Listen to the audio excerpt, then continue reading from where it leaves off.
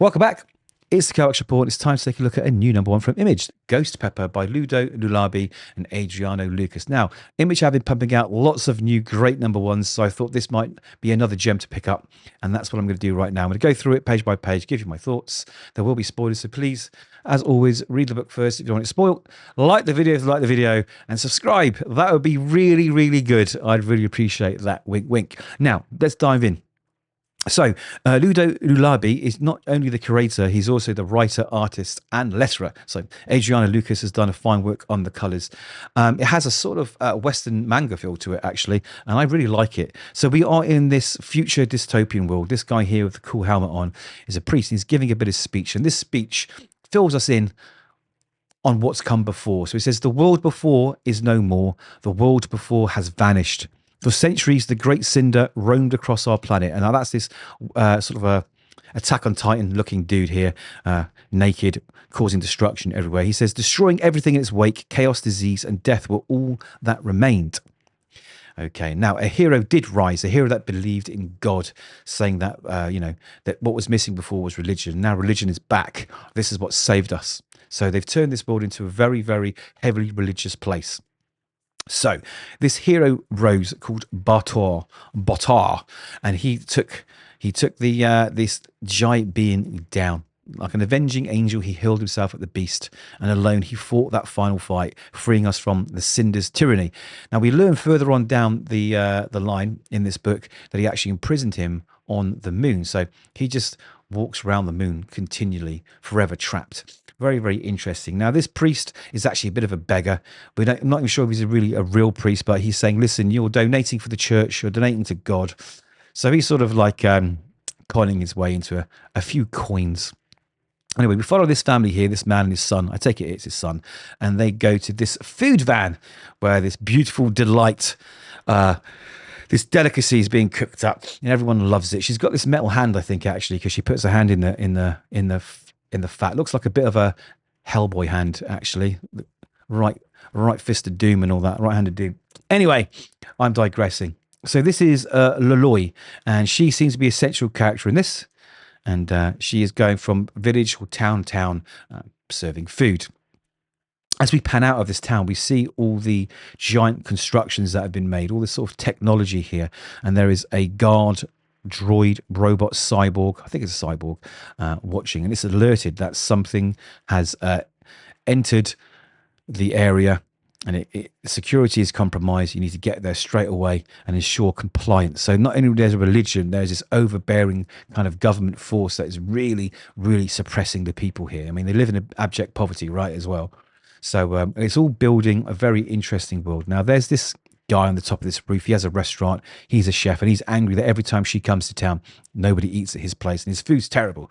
So, I'm not sure if he plays a part later on. But anyway, this giant cyborg robot thing, it lands above the little shanty town and fires down these smaller little droids, and they go up to Loloi's truck. Now, they don't seem to care about the safety of their people around.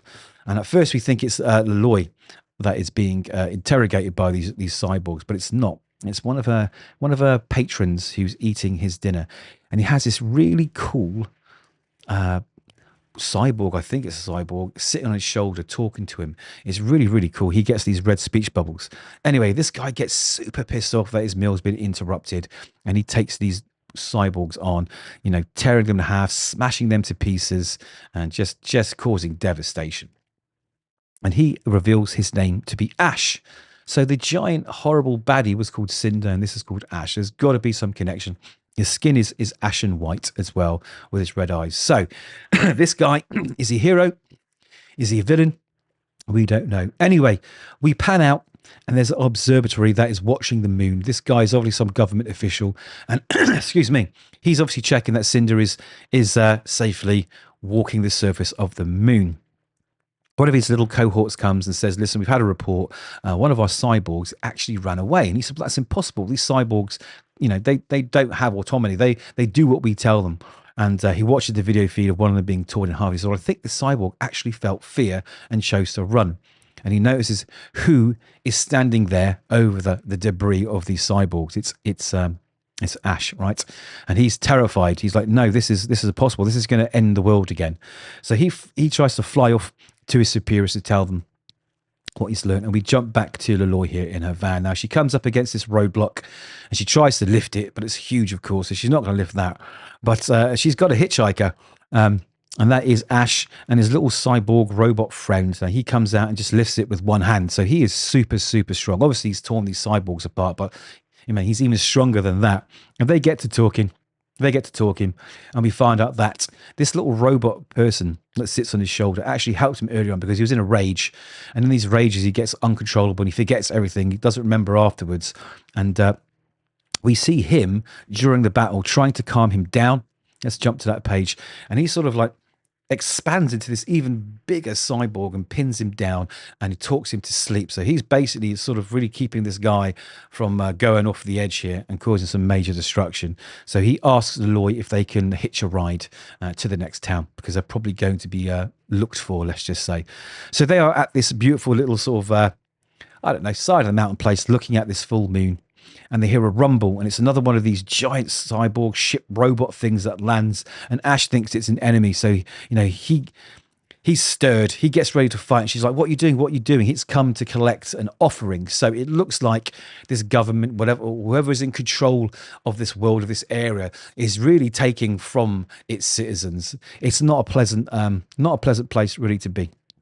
Anyway, the robot sends out a warning signal, and then it kind of turns on its defense systems, and then when everything is sorted out and abates, it turns it off. But that news has also got back to this guy here, the one that's running off to talk to his superiors about what he's found.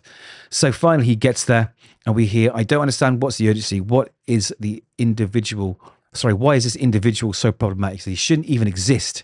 His very existence could destroy the entire society we've built over the past decade. We have no choice but to destroy him. And that's it. So let's go through this book. The art's really, really nice. Like I say, it has a very, very sort of Western manga feel. I really like it. The coloring's great. The dialogue's good. There's some intriguing characters, very interesting. It was like a 57-page book, actually, so it was quite a long read. But we do get a lot of character building in it, and it's really, really good. So I really enjoyed this. I'm very intrigued to see where it's going to go. I want to know who Ash is. I want to know more about Laloy and the strange robot that sits on his shoulder. But yes, this is a definite recommend from me. I'd like to see where it goes, like I say. But until then, let me know your thoughts. You've heard mine. Like the video if you like the video. Subscribe if you can. And I'll catch you in the next one.